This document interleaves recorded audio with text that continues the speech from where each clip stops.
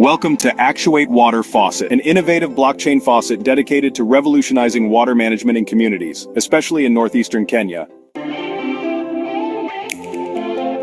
By leveraging blockchain technology, Actuate Water ensures fair access to clean and reliable water sources. This initiative not only empowers economic prosperity and educational advancement, but also contributes to reduced crime rates. Our project incorporates a 3-day creative training program for community development workers.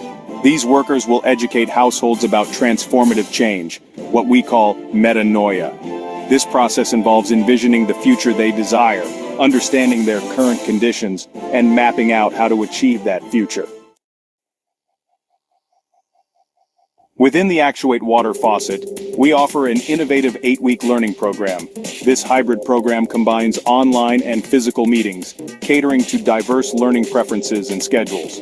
Participants actively engage in these sessions and earn tokens as incentives for their contributions. These tokens serve a dual purpose. They not only reward individual participation but also empower community development workers. With these tokens, workers can train households within their communities, amplifying the program's impact far beyond the immediate participants. This creates a cycle of empowerment and knowledge sharing, enhancing community resilience and well-being. Our solution facilitates economic activities like agriculture and small-scale businesses. It also alleviates the burden on children, particularly girls, who often miss school to fetch water from distant sources. Through Actuate Water's faucet, cities unlock their economic potential, promote sustainable growth, and foster a brighter future for all. Join us in transforming lives with Actuate Water. Together, we can build a sustainable and prosperous future.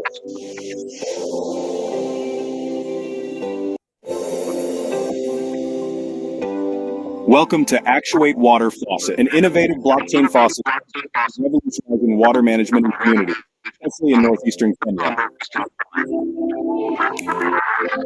By leveraging blockchain technology, Actuate Water ensures fair access to clean and reliable water sources.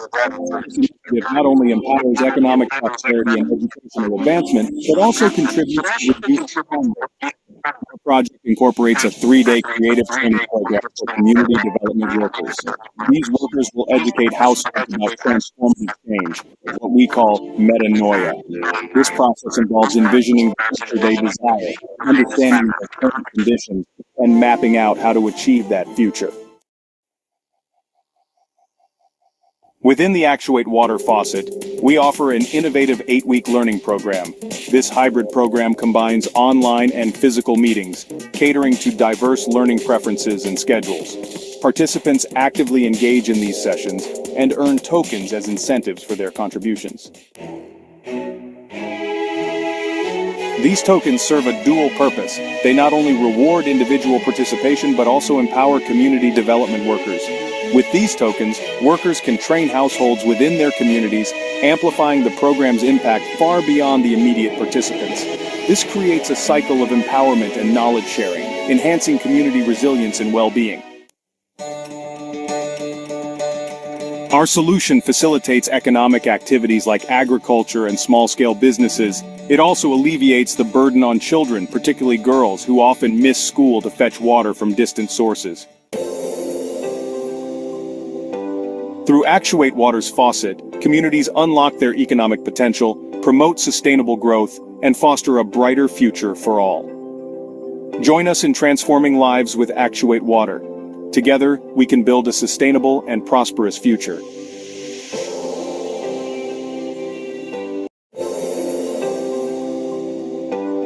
Welcome to Actuate Water Faucet, an innovative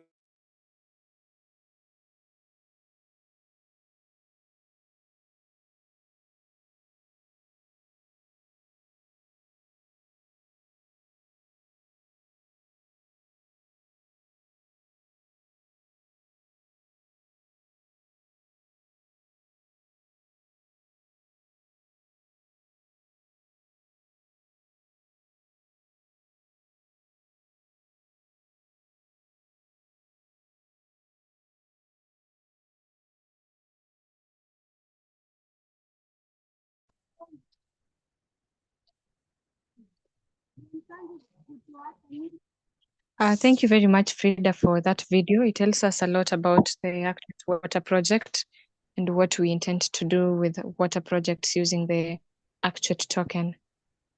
I hope I'm audible enough. So hello, everyone, and welcome to the Actuate Water Session 3 for the second cohort or cycle 2. And I'm excited to welcome you to today's class where we will be exploring the role of the Actuate token in water projects and, more importantly, community development workers like yourselves who can effectively engage with this innovative tool to create positive change. We're going to start by introducing the Actuate token, which is a digital asset designed to drive social impact, particularly in water management. And then this token not only facilitates funding and transparency in water projects, but also empowers communities to take ownership of their water resources. And then as community development workers, your role is vital in ensuring that these projects reach those who need them most. And you're going to see how the Actuate token can support your work by enhancing community participation, accountability, and resource allocation. Finally, we are going to discuss the incentives and rewards that come with using the Actuate token. And by actively participating in this ecosystem, you not only contribute to solving water challenges, but also stand to gain rewards that recognize your efforts in driving sustainable development. So by the end of this session, I hope you'll all feel confident about the power of the Actuate token and be ready to implement it in your community.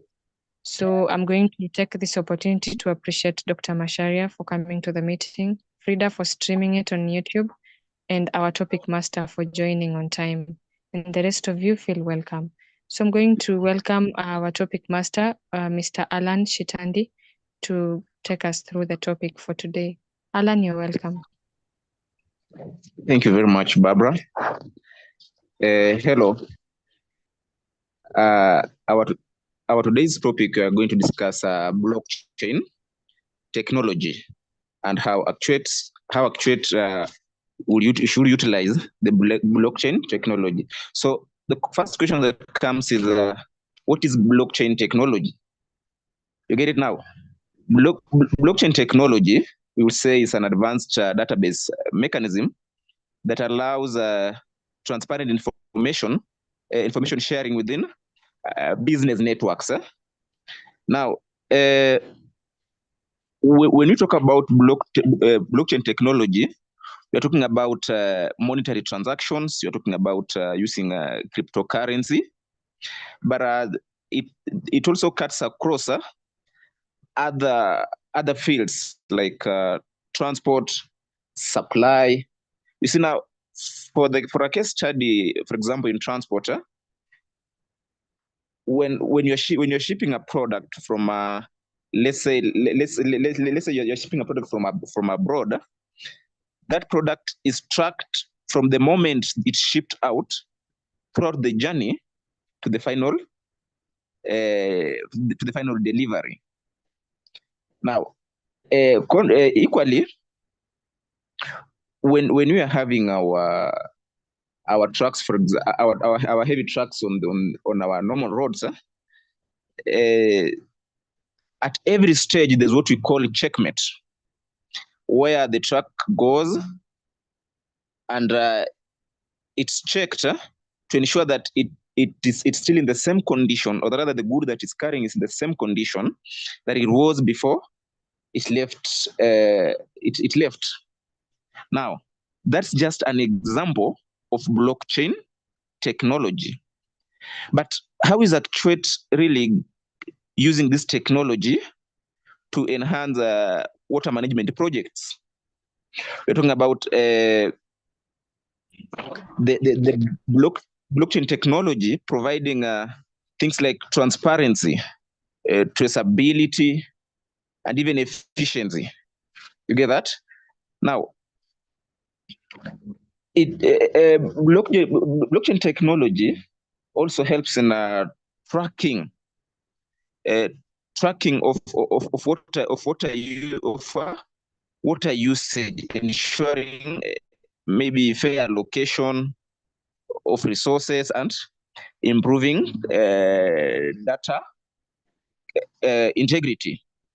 Now, talking about data integrity, that aside, if we consider something like we call smart contracts, smart contracts can do what? Can use auto transaction of water distribution. While if you look at something like decentralized systems, this blockchain technology can facilitate collaboration among shareholders, ultimately leading to maybe more sustainable or accountable water resource management. Now, how do these tokens really incentivize or rather lead to transparency? If we talk about transparency, we are discussing, of course, we are discussing fund allocation. And in our system, fund allocation,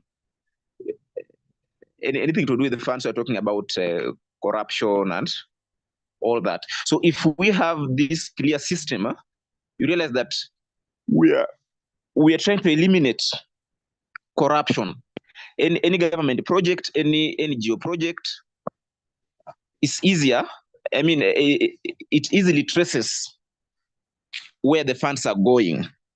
Now, let's look at incentivizing the workers. If you're incentivizing, giving incentives to the workers, one, it means that, of course, they are going to be motivated to give one right information, isn't it? Now, if the workers are giving right information, the information will run right from the management, the condition of the maybe water projects, and therefore it will even help the team to minimize or rather to tackle challenges that will face that project on time, isn't it? Now, besides that, we're talking about empowering communities through participation, where we say that the Actuate token can be used to create a system where local communities participate in water project decision making, where members can earn the tokens by attending these workshops, engaging in the public forums, or even contributing to ideas to improve on the local water projects. Of course, when they participate in such forums, they enjoy the sense of ownership. You know, they feel like, well, this plan, why not? Now, we're talking about Actuate using this blockchain technology in monitoring and reporting water usage. Most of the time, of course, we move with the idea that there's the idea of water preservation, proper usage of water. Now, if we are going to monitor the water usage or rather the proper way, we should embrace this technology, isn't it? Now, besides that, let's look at the concept of accountability. Now, where we say that community development workers can use Actuate tokens to report maybe the progress of water projects and ensure that all parties involved are accountable. Now, why so? Because the blockchain is immutable, and these reports can be verified with the stakeholders and therefore maybe enhancing trust between the communities and the organizations, just as I had stated earlier, for example, in decentralized systems. What about the support for education and awareness?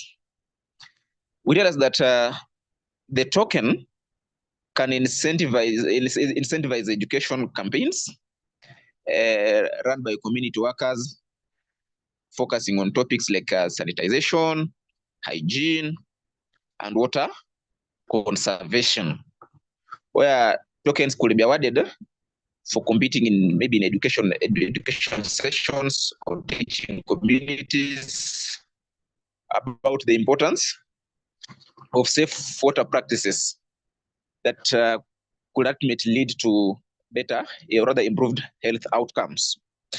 Again, we realize that through incentivizing these communities, we also giving them room for public participation, isn't it? And maybe civic education. Now, these tokens, or rather through blockchain, Actuate can see, or rather can find it good that it funds future water projects and also support development of future water projects by enabling retroactive public goods for funding.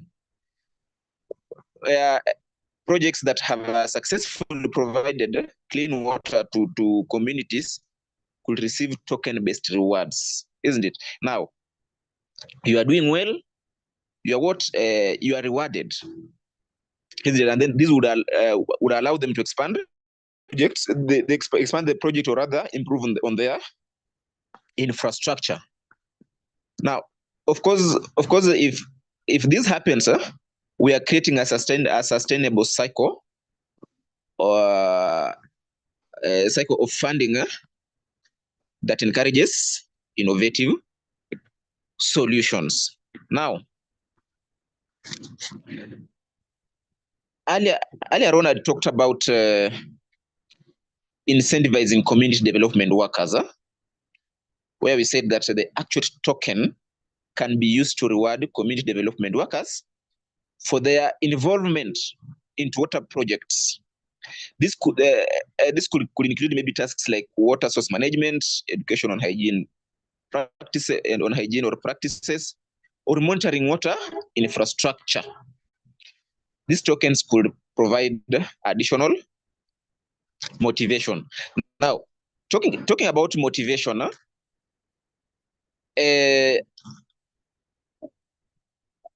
actually, the water projects could be situated in maybe rural areas or areas that are so much marginalized, and some of the projects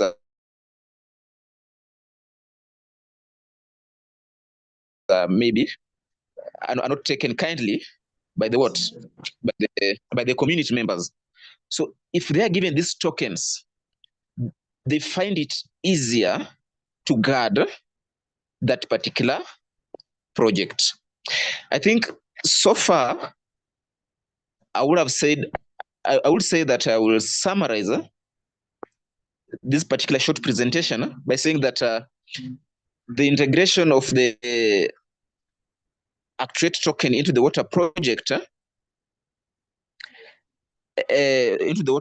maybe it's incentivizing the development workers by ensuring sustainable practices and empowering local communities based on the framework probably for improving water access, management, sustainability, while enhancing. Maybe you're talking about efficiency, transparency, and accountability. Thank you so much, Barbara. Back to you. Unless there is any question that will pop. Okay, Alan, thank you very much for that topic presentation. And if there's anyone with a question, they can type it in the chat box. Meanwhile, allow me to welcome our CEO, Dr. Macharia, to give a few remarks. Dr. You're welcome.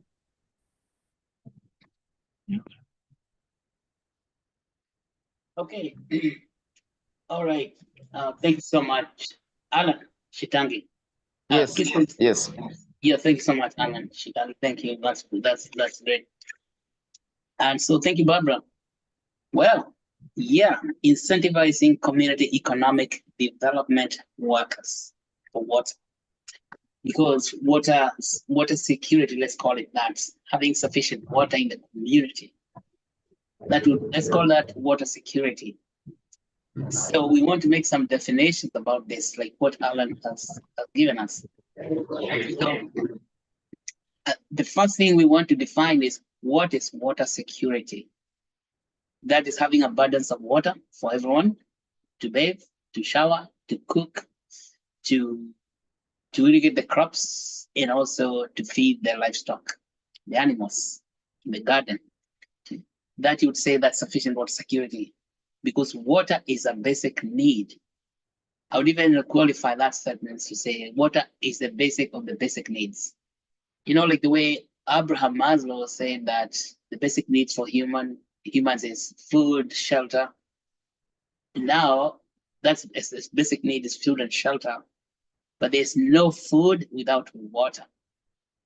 Also, there's no shelter without water, because people, wherever they settle to live because of the availability of water or the abundance of water. And when they settle down, they form a community.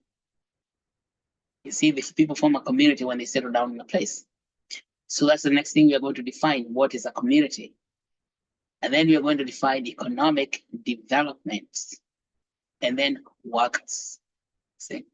So these things are important for us to understand, to comprehend how to guarantee abundance of supply of water. Because water, you could say, it's the basis for community. There is no community without water, by the way. Communities, when they try to assemble without water, they become nomads. The nomadic culture is not because of anything else, it's because of search of water. It's water in abundance. And as we have said, time and again here, is that we don't have scarcity of water. What is scarce is not the water itself, because water comes from heaven, water from skies, and heaven supplies sufficient water for everybody. And in that water, when it lands on the ground, it runs off the ground all the way down to the ocean. So there's enough running water on the surface of the earth, but as human beings, we allow that water to run all the way down to the ocean. And there's not a single day that the ocean complained that it is thirsty. Oh, please, people of the earth, can you allow water to come to my house so that I can be drinking? No, the ocean never complained that it doesn't have sufficient water. Why in the world do we allow the water to continue running into the ocean without giving us satisfaction of living? See? Because I can tell you, as I've told you before, that even if you stop the water going to the ocean, the water is going to fight its way to the ocean, whether we like it or not.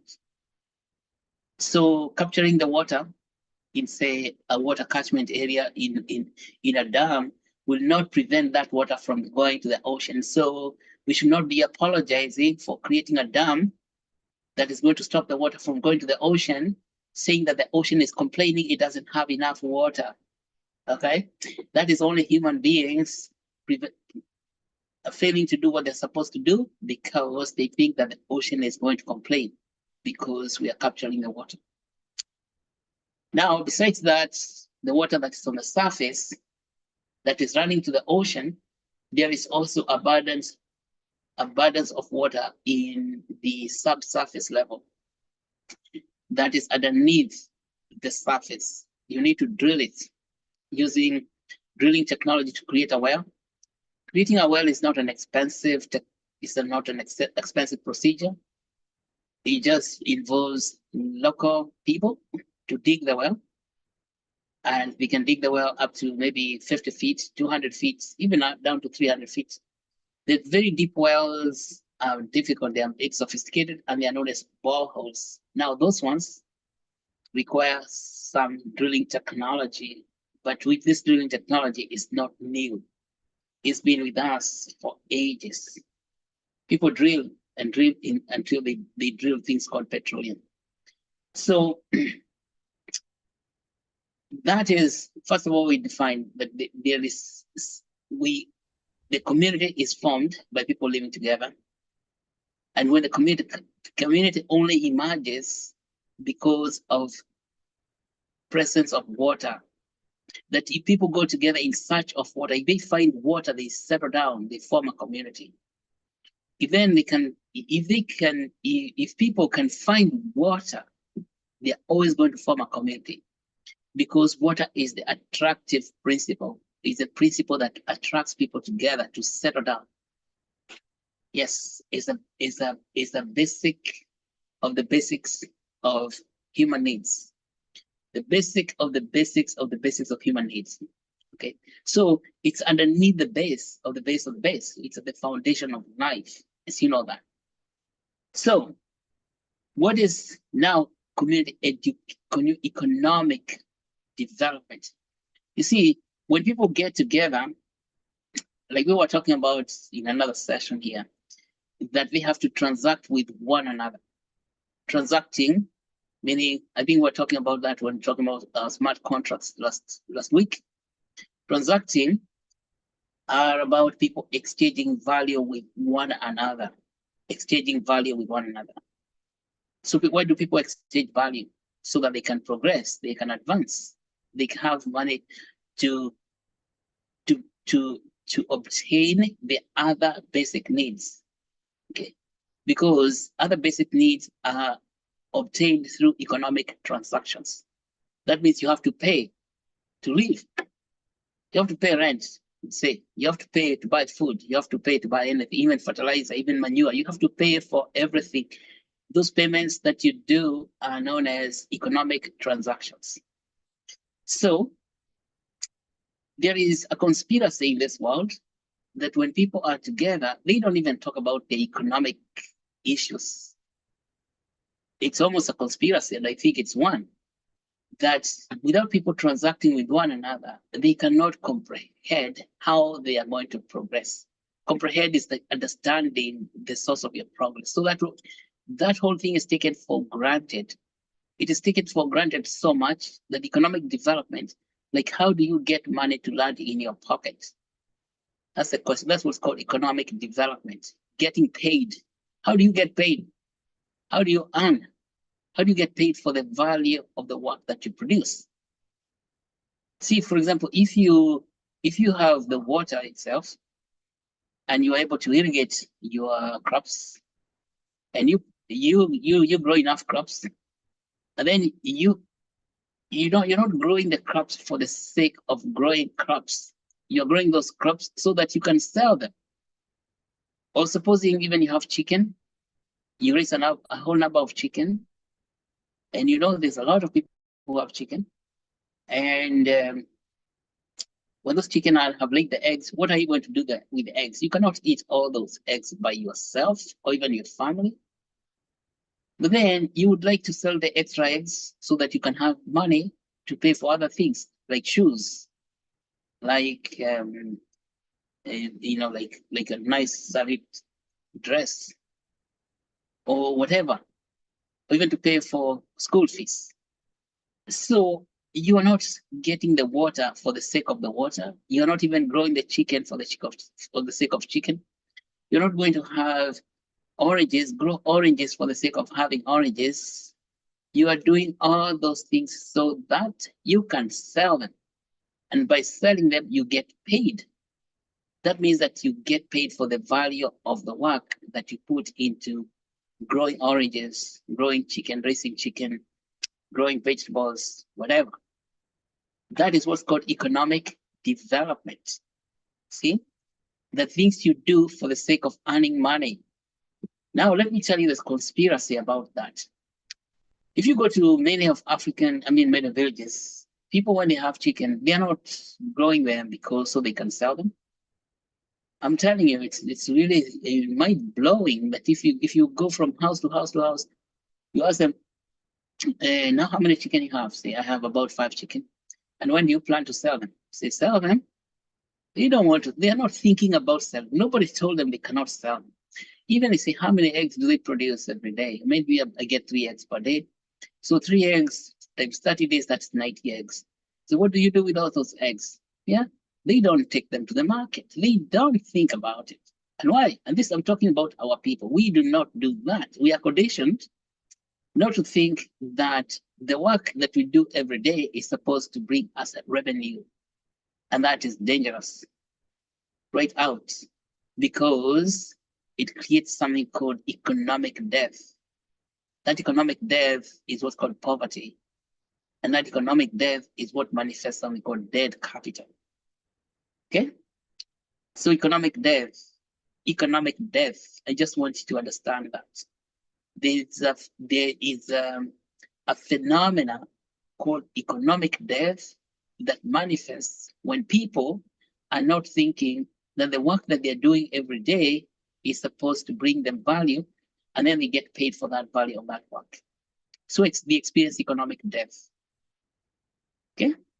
Serious stuff, very serious, because economic death is all that thing that causes so much poverty. But you see, they're kind of socialized to believe the economic death is a way of life. Yeah, and I can tell you why, because when you go, I went to medical school for many years, and of course they teach us something called clerkship. Clerkship is where you obtain the history of patients.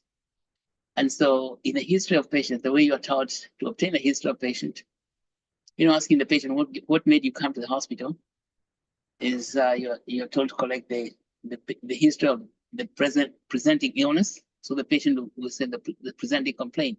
So maybe the patient's going to tell you, I have pain in the chest, something like that.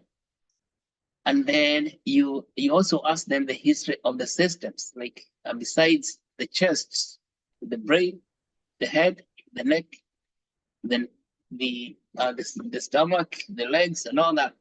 So training doctors in training, they go through almost 3 years of that clerkship. Okay, and then they are told to ask the social history. Social history is history of where you live, your relationship with people, where where you're married, single, stuff like that are called social history. Okay, and so they go through a lot of details about asking the social history. We are trying to understand how this social history can relate to the history of the presenting illness. And then they ask us to learn ask from the patient about the occupation history. Occupation history is like, what job do you do? Blah, blah, blah. And then that's as far as it goes. If somebody doesn't have a job, is a housewife, for example, and being a housewife does not mean they are jobless.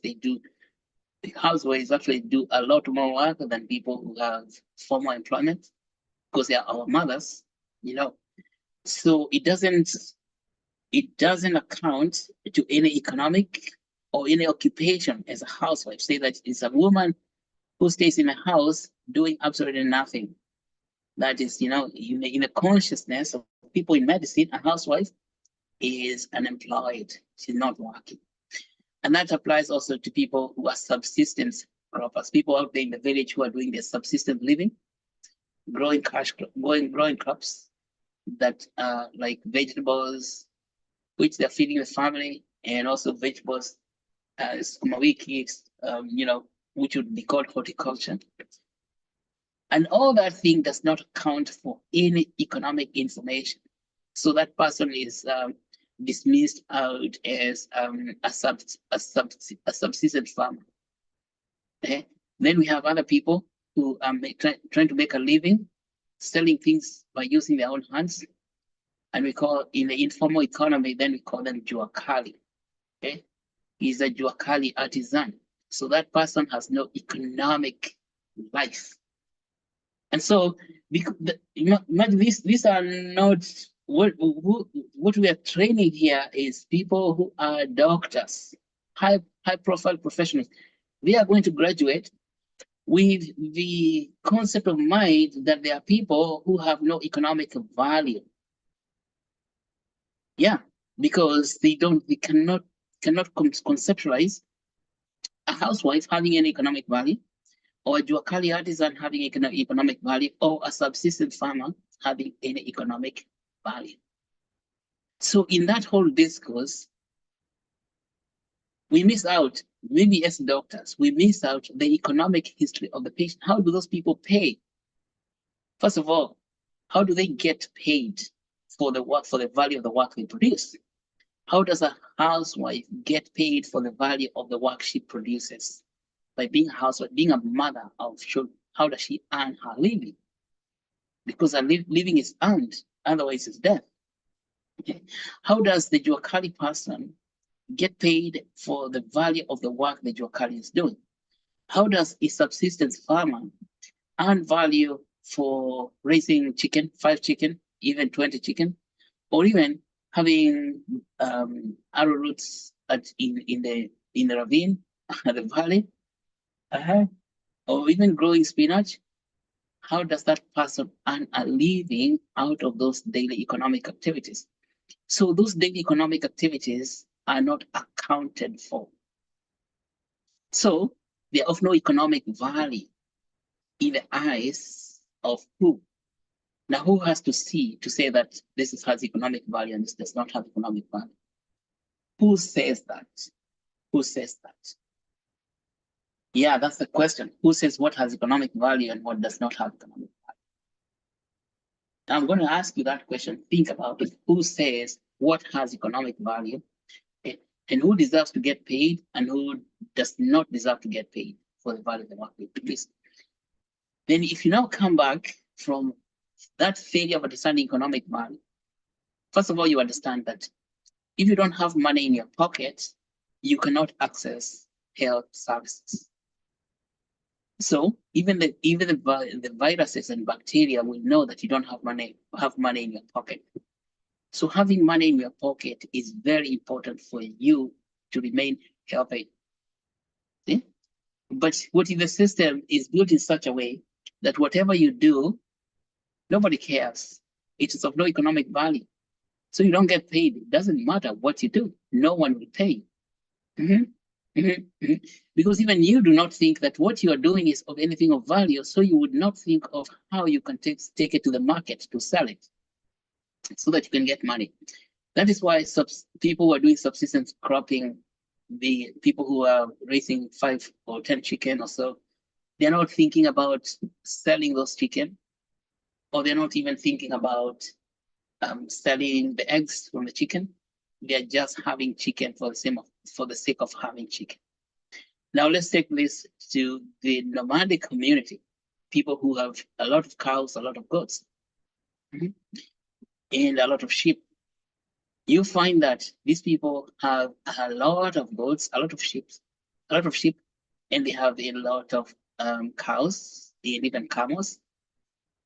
But they don't keep them so that they can sell them. They're not keeping them for getting value out of them, getting economic value, getting paid for having them. They keep them for the sake of having cows. They keep them for the sake of having, say, like 400. I have 400 goats, 400 sheep. Right? 400 sheep. I have got 400. Say 1,000 goats. But then you find that they don't have even the least amount of money to pay for things that they need. And in fact, when they just grow it, they just accumulate the cows, and then if they're hit by disease, all those things, all those cows die. And then so what I'm just saying, I think you understand it. Now this idea of economic value does not exist in our consciousness. And you see, that's something called economic death. And that economic death is what produces the debt capital. Is Hernando de Soto observed is that Africa is mountains upon mountains of dead capital or citadels of dead capital. And from there, we cannot actually develop. There's no economic development in the midst of dead capital. So, see, that's what you want to understand first. I think that's important for all of us to understand, that there's no economic development in the midst of dead capital. So, because economic death cannot exist or not coexist with life system of reproducing capital, because capital, if you understand what is capital itself, the very original definition of capital is a living substance that grows. Capital comes from livestock. Stock is livestock. It's like the way if you have one chicken, it can lay 2 eggs or maybe a whole bunch of eggs. And then if they lay those eggs, then it can hatch more chicken and they multiply. So capital is supposed to multiply. And that's what's called economic growth. Economic growth is the same as economic development. So what are we saying now? First of all, we need to have a way of changing the narrative, that is the prevailing narrative that produces economic death. What has produced that? That inhibits people from understanding that they should be earning from the value of the work that they do every single minute, every minute by minute. You're doing things that are building value, but you cannot sell that value because you're not aware of it. So the first thing is creating awareness. Awareness is called education. And so educating people so that they can be aware of the value they're producing every single day. Educating people is what's going to build awareness, even educating doctors themselves, so that when they are asking patients for their history, they should be asking them about economic history. How do you make a living? Yeah, how do you make a living? That's what making a living is the opposite of making death, or making disease, or making disability. So how do you make a living? How do you make a living is how do you earn money from the value of the work that you do every day. And if people are not educated about that, they cannot know how to make a living. So who is responsible for that education? Educating people how to make a living. So making a living is what you call economic development. How can you educate someone about how it is making a living? And because we say that the water is the primary substance for making a living, the basic human need, the basic of the basic human need, the primary substance of the human needs. So we want to approach making a living from the perspective of water, being the water being the primary substance of making a living. Remember that well in Samaria, where this Samaritan woman was coming to draw water, was told the living water. Living water, that's by money. Can give you the living water. It's about educating people about making the living. And see, water becomes a substance that's going to put all of us together to do that. How we do it. Now, we have to have community economic development workers, first of all, who understand that principle. The principle that we make a living through water. Okay? We make a living through water. So how do we do that? We have to educate them. To educate people spontaneously do not want to respond to education, or even they're not attracted to education because there's something called comfort zone. People will not want to leave their comfort zone to learn new things. So because we're in a comfort zone where we are surviving through economic death, it feels comfortable to be that way until you are trained that economic death is not a way of life, it's a way of death, which produces now poverty. Now, it is difficult for people to change their mind, to just go spontaneously, to start learning about how to make a living. That's very hard. But because we know that's very hard, you have to actuate them. Like you have to ignite. We have to ignite their willingness to learn. because willingness to learn is not spontaneous. Nothing it happens spontaneously. Let me tell you that, because there was one very prominent man, it's called Hayek. He said that knowledge is spontaneous. No, it's not spontaneous. It has to be actuated. As I say, like, you cannot put matches and a matchbox together and then expect them to cause a fire. You have to strike the match. To strike the match, to ignite the fire. That work of striking the match is what's called actuating. And actuates, it just changes, it just creates a flame that now you can work with it. How do we now create this flame? That flame is by giving people the Actuate token, because the Actuate token is self-government liquid. So what we plan to do is, in every community, we have a full a fully designed program, training program about the importance of water for community economic development workers. Remember, these community economic development workers, their work is to teach people how to make a living.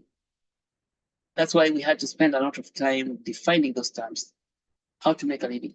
So it's going to be an 8-week program for teaching community economic development workers. Who are these people? Community economic development workers, people like yourself. You live in a community.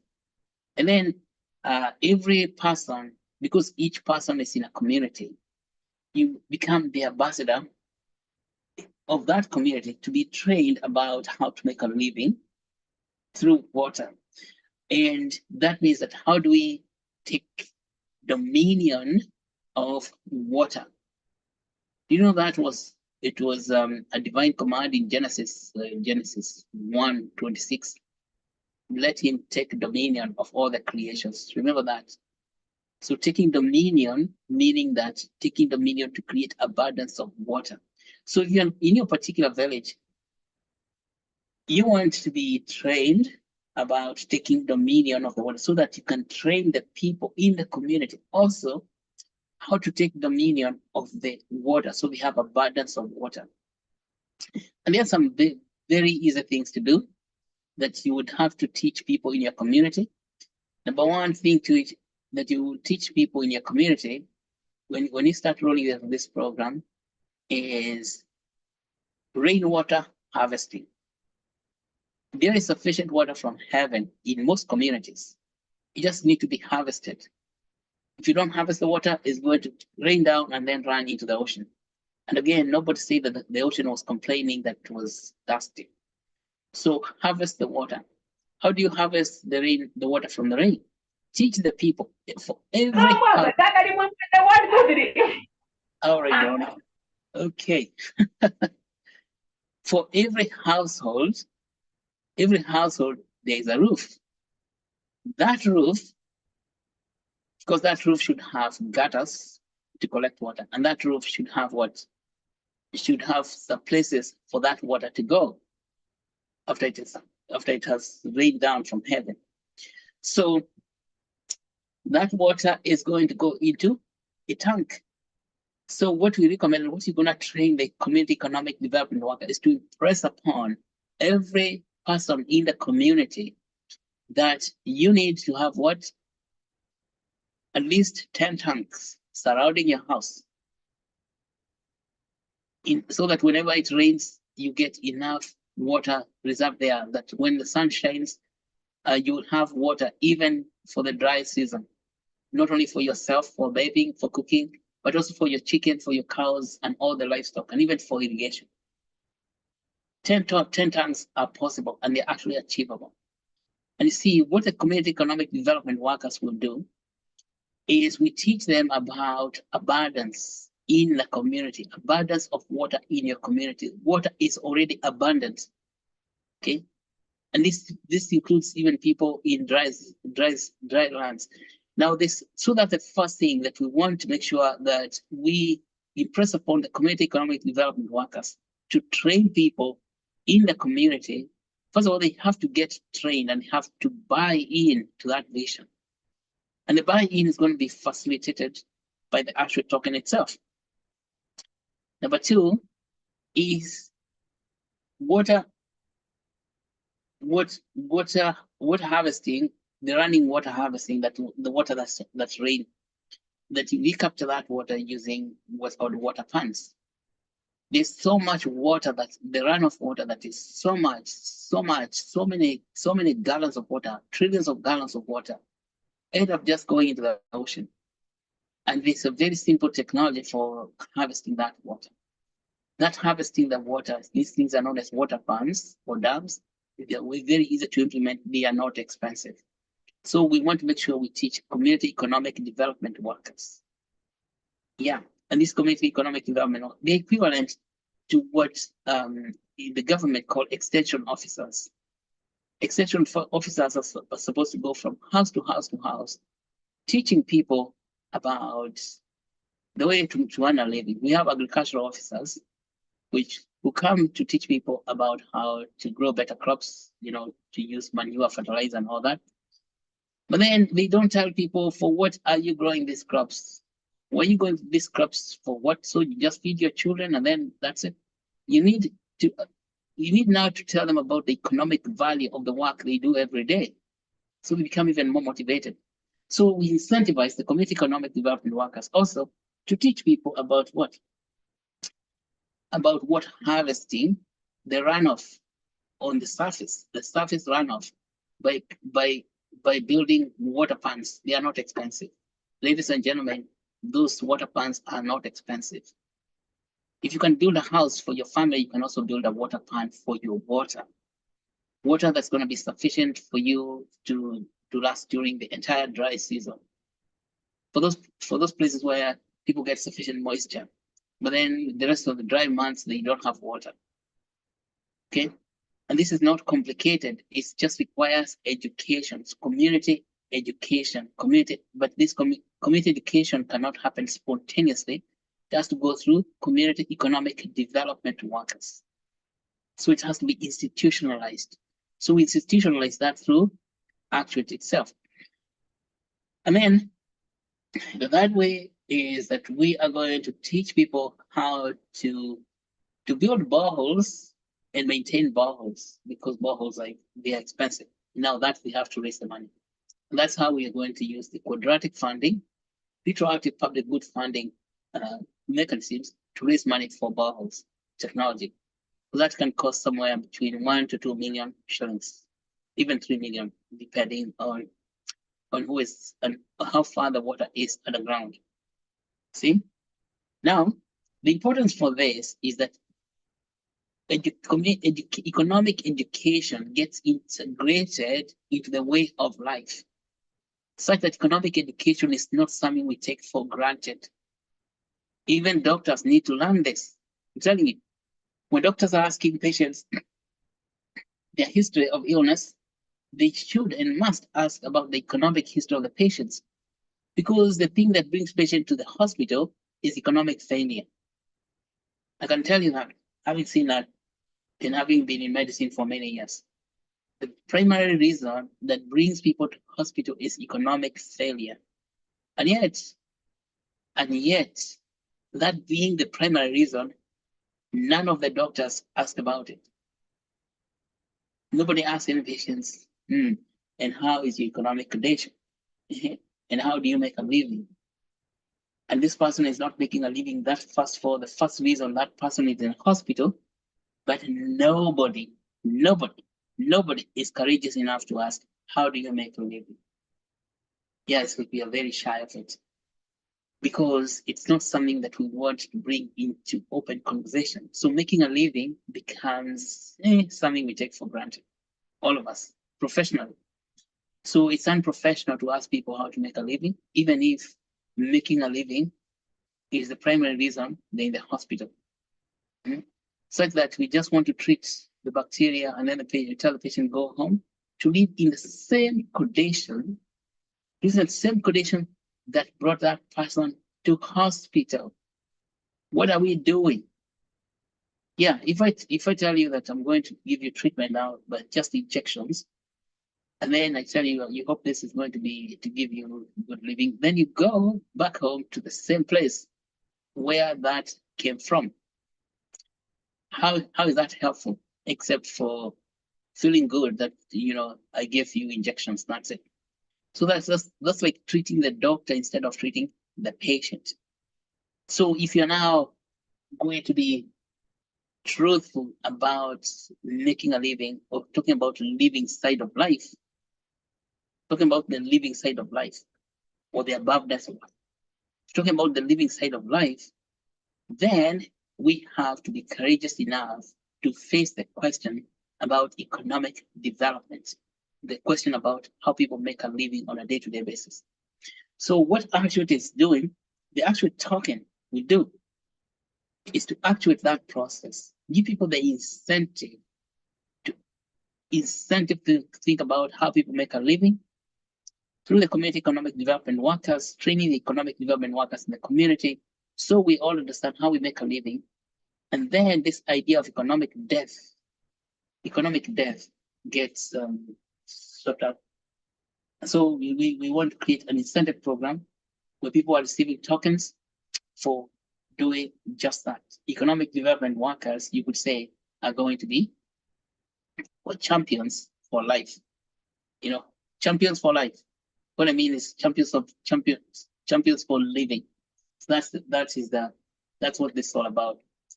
All right, back to you, Barbara. Thank you.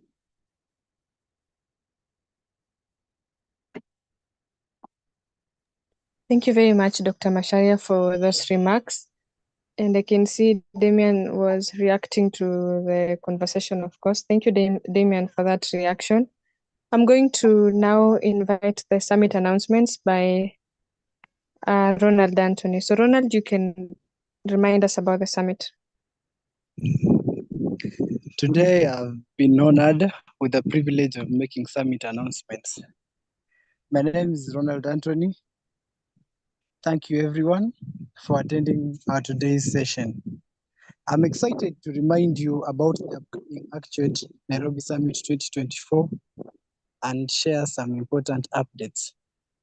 The summit promises to be a transformative event, and we want to ensure that everyone has the opportunity to participate and contribute meaningfully.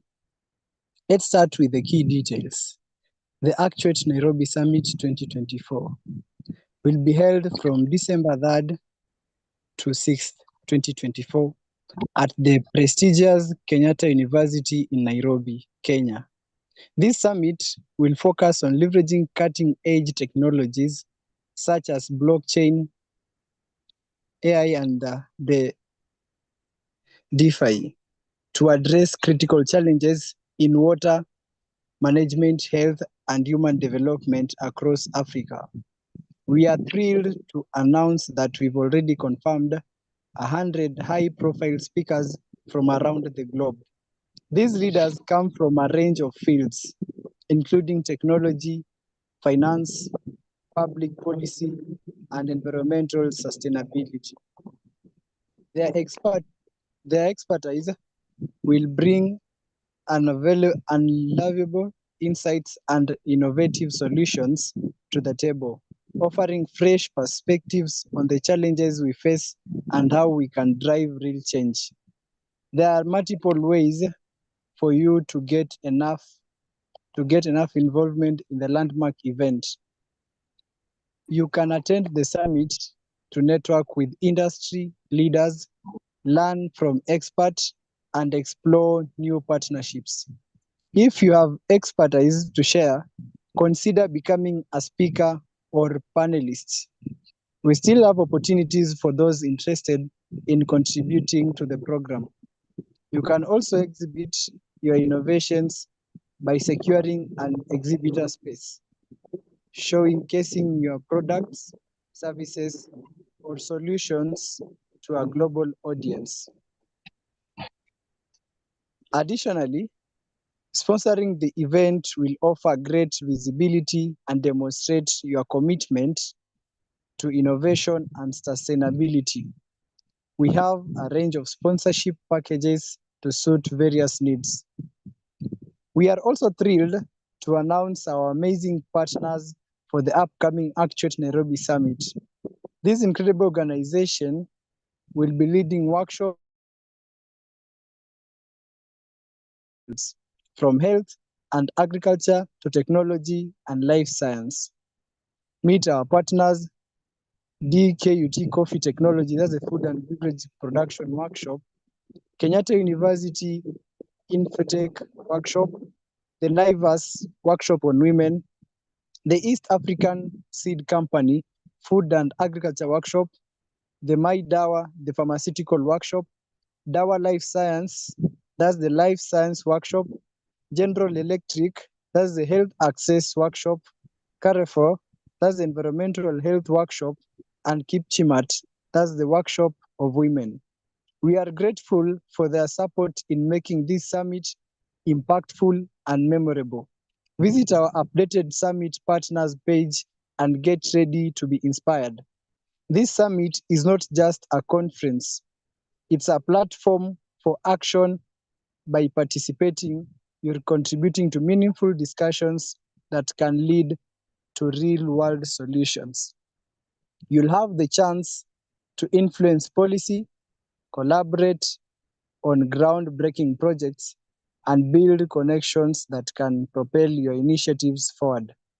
We encourage you to register today if you haven't already. Spaces are filling up fast, and we want to ensure you're part of this inspiring and impactful event. Visit our website to sign up, explore the agenda, and learn more about how you can get involved. If you have any suggestion or need further information, please don't hesitate to reach out to us at info@actuate.bio or visit our website at www.actuate.bio. Thank you for your attention, and I hope to see you at the Actuate Nairobi Summit 2024 this December. Thank you. Thank you so much, Anthony, for that reminder, or rather for that announcement about the summit. And just to remind everyone that you can also participate in the summit as an attendee, and you can sign up on the attendance form, which is also on our website. Dr. Ari, any remarks? Well, thank you. And thank you so much, Ronald Anthony, for reminding us again about the summit. This summit is gaining the speed, so you don't want to be left behind. And of course, in this summit, you can see that the underlying theme in the summit is economic development, rather making a living. Okay, just what we have discussed about making a living. So that idea of how you make a living is at the center of the summit. We are talking about how to use the blockchain, decentralized finance of the blockchain itself, and artificial intelligence to make a living, so that you can have water, so that you can have food for your you can put food on your table, and so you can gain access to health. You can see that the water faucet itself, we are going to drill very, very deep into this, because water is the primary need for everybody. And I say it's the basis of all basic needs. Let's say it's the basic of all basic needs. I think Abraham Maslow missed that point. He didn't tell us that water is such a basic need. And so we want to have a very deep, profound conversation about water. And in that conversation about water, the big question is, how are we making a living? How do you sell what you produce? Now, then that's that conversation. But it's, in the beginning, the very first day in the workshop on water, all workshop basically, we are going to have that day of envisioning the future we truly want. What does the future look like where everybody has abundance of water? That's a big question. What does that future look like? Of course, let's imagine the future. People can say that's utopia. It's not utopia. Utopia, you don't have fair exchange. Utopia is nirvana. We are talking about having that state where all of us have an abundance of water by doing the right things, making a living. Because you cannot have abundance of water if you're not making a living, if you're not getting paid for the value of the work you produce every day. Then we go to the next day. The next day, it's the next question. We say, what is stopping us from getting there? What is the current status? So we, in the current reality, current consciousness, the current state of thinking, we talk about scarcity. And you see, we glorify scarcity as if it's a thing. Instead of glorifying abundance, we glorify scarcity. We think about like talking about scarcity is what's going to make things abundant. It's very crazy. It's called this contradiction. So, but then on the second day, we are going to go through that. That day of talking about the things that we do that are so negative, which we have to download and kick them out in a process known as phenomenological reduction. We have to reduce them and discover they're actually nonsense. Yes, the idea of scarcity is nonsensical. We have to reduce them during the second day in a process known as catharsis. Catharsis is another word for cleansing, throwing up, just throw it out, throwing it out. Let's throw out all that idea of scarcity, that we don't have abundance. And then on the third day, we shall work all of us together to create that future. That's why we want this summit to have people who know about rainwater harvesting, who will come and tell us how easy it is to harvest rain from your roof. The people who make roofs, people who make tanks, they're going to tell us how easy it is for you to install a tank in your, not 1, 10 tanks to surround your roof. You don't want to have a roof without tanks. That is that's what, like, what making a roof and don't have tanks is what? It's just going to the economy of scarcity. And you say, I'm not one of them that think about scarcity as a way of life. It's economic death. So then we want to also have people who drill boreholes, people who will help you do those water pans. Then you will discover that what has been seeming so difficult to achieve, so inhibiting, it's actually nothing, because there are people who actually will help to do that work. All you have to do is ask. Okay? That's why you want to be in that workshop, to understand that you don't have scarcity. You don't, and even all the other workshops are going to be structured the same.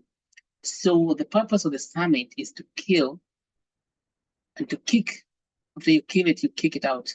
The idea of scarcity. What we want the summit to do is for all our attendees and participants to recognize that we have abundance. We don't have scarcity, because there's enough for everyone.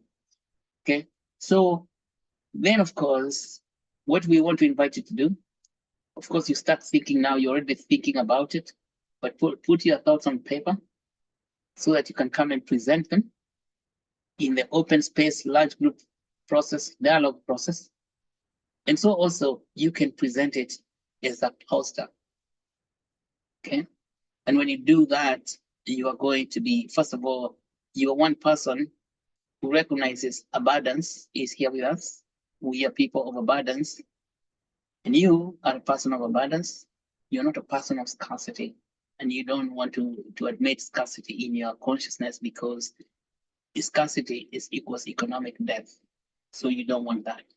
So create a poster so that you can showcase your work and tell the people in the world that this is how we create abundance of water. These are the things we do.